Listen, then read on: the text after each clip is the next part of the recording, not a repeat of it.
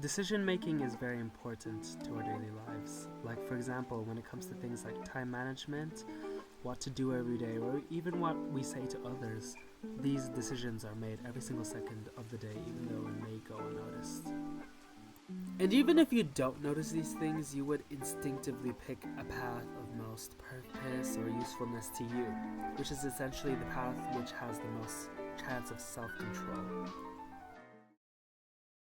In video games, you may think if you're really good or bad at a game, it just requires skill, but really, it's just your brain making thousands of decisions in 1 second.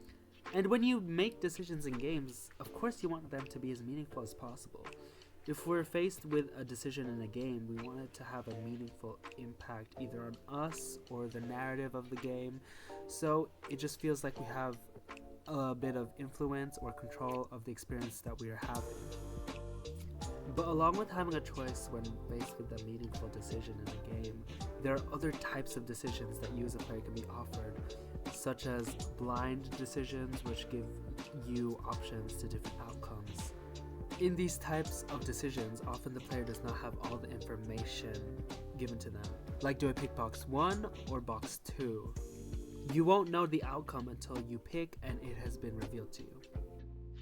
Forced decisions are made under time pressure. The player must react instantly or else the alternate route of a bad or negative outcome happens. Strategic decisions make the player take into account long-term planning to reach a goal. For example, saving resources you don't need now for later. Tactical decisions take into account short-term decisions and give the player very little time to react. This could also have negative consequences if the player does not react quickly enough.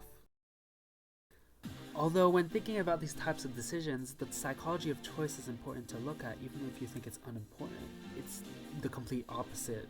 It's important to see how our brain works in these situations so we can understand why we make these decisions.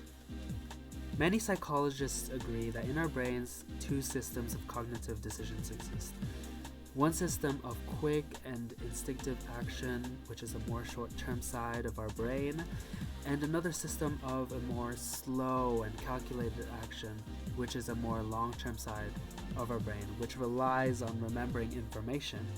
Both systems rely on each other for filling in information when one needs help, especially when we're playing games. For example, trying to remember information in a murder case, which would be more reliant on the calculated cognitive side of our brains, while on the other hand, trying to shoot at people would require the quick instinctive side. Especially under high-stress situations, the brain's limbic system can just take over your consciousness, which in turn can cause you to have a more spontaneous reaction. But no matter how these decisions are presented to us, the fact is that, yes, we can think logically about our decisions. Your emotions often influence your choices whether you realize it or not. And I mean, it's not bad. It's just the psychology of decision making.